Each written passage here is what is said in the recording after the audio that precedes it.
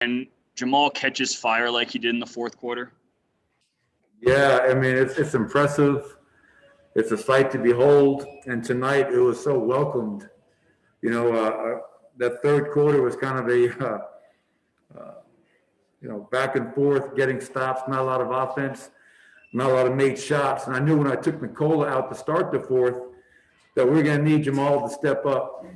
And funny thing is, Jimmy Jackson asked me going into the fourth quarter, well, how do you get Jamal going? And I said, the great thing about Jamal is if he sees one go in, that's all he needs. He's going to start shooting into a big basket. And that's exactly what happened in that fourth quarter. 19 points, and that was obviously a big part of us getting the win. I thought one of the key stats tonight was 25 assists and only one turnover. We all know turnovers have been the issue as of late. So that was an amazing stat for us to get this win as well. Next, we'll go to Katie Wingy. Coach, you held them to just 49 points in the second half. What did you guys talk about at halftime, and what was the difference on the defensive end there in the second? Yeah, I just thought just more focus, more urgency. You knew that at halftime, coming out of the half, Dame was going to look to be a lot more aggressive. Carmelo is one of the best one-on-one scorers in NBA history. And, that's a great experience for a guy like Zeke Naji. Kind of got baptized tonight by a great player.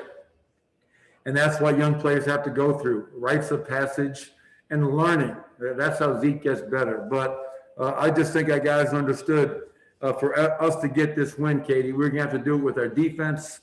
Third quarter was phenomenal. And I'm not sure what the numbers were in the fourth quarter, but not bad as well. And that's the key. We talked about it pregame. When we defend, we're a good team. And we're like Jekyll and Hyde, man. Like in our wins, we're really good defense. In our losses, we're a really bad defensive team.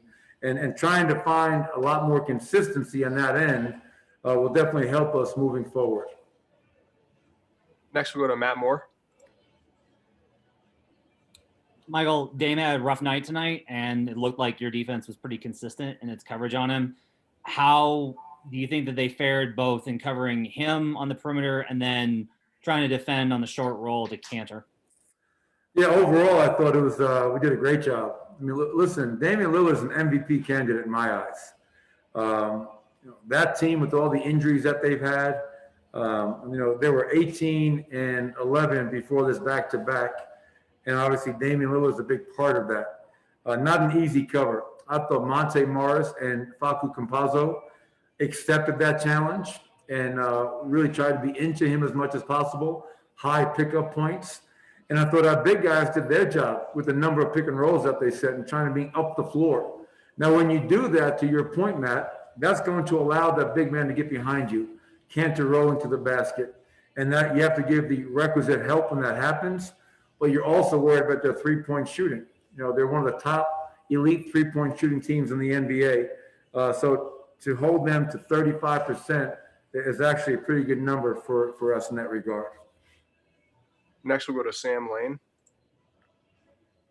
Hi, Coach. What can you say about the development of Michael up until this point? He gets his third double-double this season so far, and then how crucial is he to kind of what you guys are trying to do long term? Yeah, I'm glad you brought that up. I just told our team, stat sheets, only tell part of the story. And you have to really watch the game.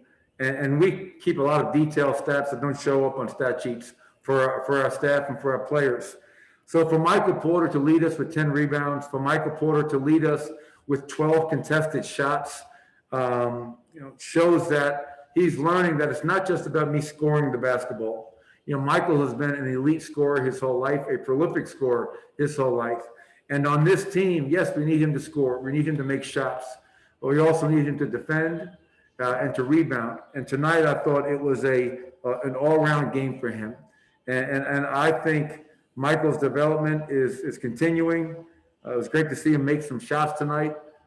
That's been the easiest part for him. In the last 10 games, he struggled in that regard.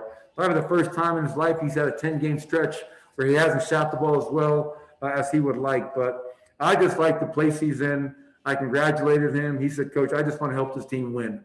And so I think he's definitely growing up, maturing, and we're excited about all the potential that he has.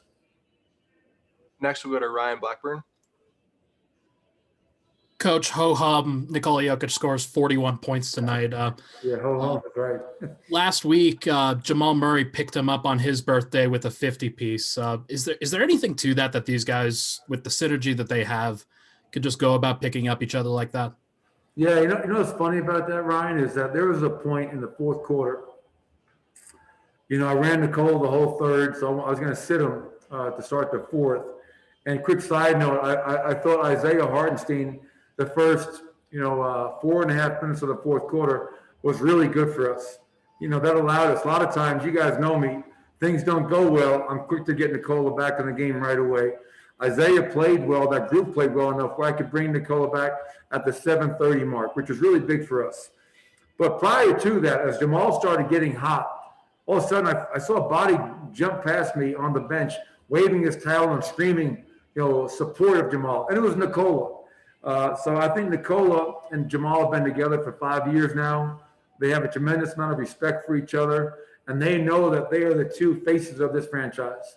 And we're only going to go as far as those two carry us. But I love it when a guy like Nicola is just supporting and urging his teammate, man. That says a lot about the chemistry between those two and just our team in general. All right, Coach, a couple more here. We'll go to Benny Benedetto. Yeah, Michael, one more on Nicola there. It seemed like he was really kind of looking for his shot early as other guys were kind of struggling to get going. How much of that was by design? How much of that was him just recognizing that you guys kind of needed that from him early?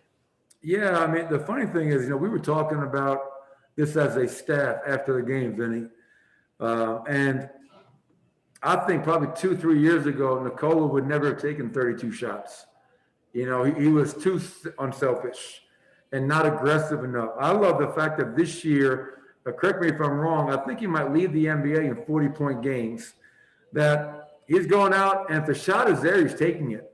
And myself, the coaches, and all of his teammates are urging him to take it.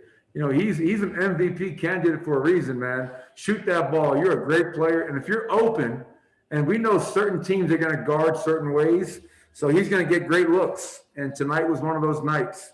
And, 41 points, 32 field goal attempts. I absolutely love an aggressive Nikola Jokic.